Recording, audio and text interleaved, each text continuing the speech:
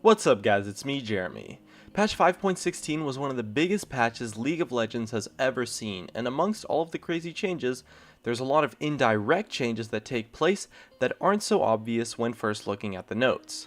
Although a lot of champions were directly buffed in this patch, especially bruisers, a lot of other champions were buffed based on the meta shifts that are going to occur.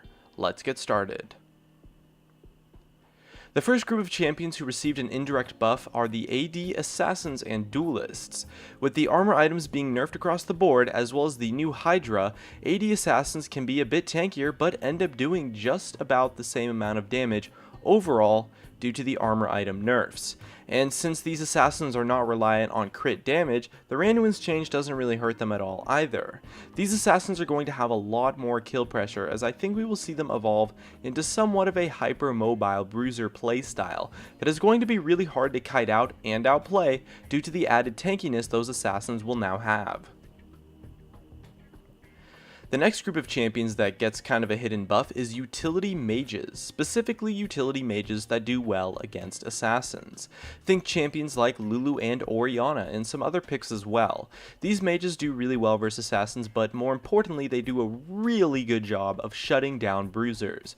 The utility they bring to a team does a great job of shutting down anyone who might want to dive into your team, and at the same time, with the meta shifting to more of a bruiser focus instead of a tank focus, mid laners won't be as heavily relied on to be a force of damage as they were in the tank meta, so the magic resistance item buffs won't really affect utility mages too much as a whole, since damage is not their main source of strength as a champion, unlike maybe burst mages, who also have a harder time versus the AD assassin matchups in lane as well.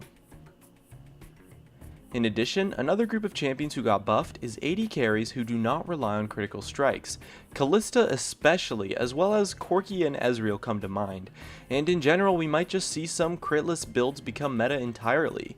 The armor items were nerfed, so that means AD carries will definitely do more damage since the tanks will be less tanky, but the new Randuin's Omen reducing damage from crits by 10% is a pretty big deal for auto attack reliant AD carries, and so champions who can still excel in the AD carry role without having to build crit chance will do really well on this patch, since that Randuin's change will not affect them at all, and so they'll definitely be doing much more damage in the late game. As well, Blade of the Rune King is probably going to become a popular item because the new Warmogs is likely going to be quite popular due to the pretty crazy health regen passive, so look for builds with Blade of the Rune King on AD carries to become powerful.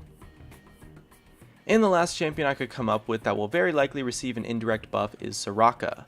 Soraka works really well with bruisers since she helps them a ton by being able to pump out some massive heals. She's not that great in a tank meta since you can't really play team comps with 3 tanks or so because your team will have almost no damage if you do that.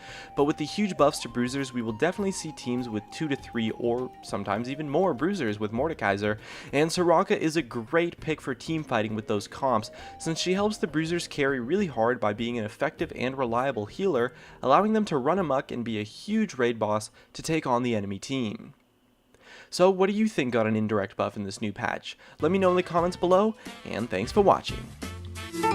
Back of a news, halfway on my 2 shoes, engaged into a game that he sure to lose. Major symptomatic fecal flaws due to twisting, gutter flips and bats of both, then it's at my